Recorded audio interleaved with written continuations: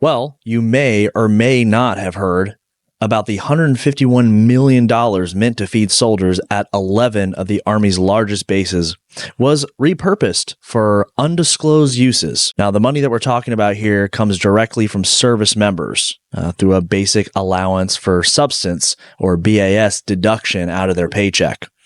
Now, this monthly allotment is $460, and it's meant to cover the cost of food for soldiers living in the barracks, so that'd be on base.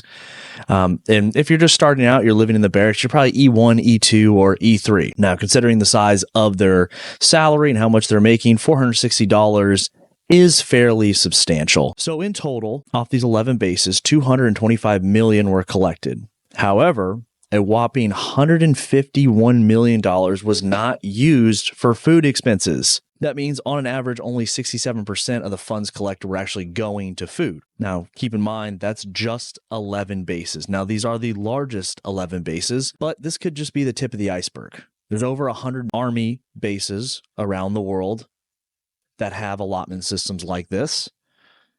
So the deeper that we look, maybe the more money that we find that is not correctly being allocated towards feeding our young men and women on these bases. The numbers are just unfathomable.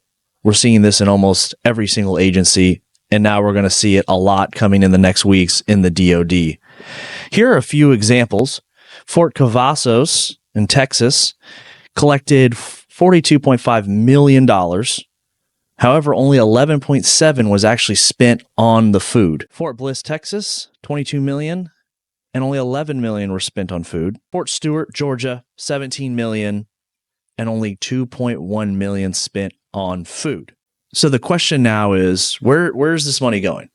Is this going to other projects on base, maintenance of the facilities, or hopefully not, but we still can't really rule it out, is fraud? Someone is walking away with millions of dollars. And this is not just from the federal government and a bad deal that was made many years ago. This could be fraud, money taken directly out of the paychecks of the young men and women who have signed up to serve our country and are trusting us with their care while they do it.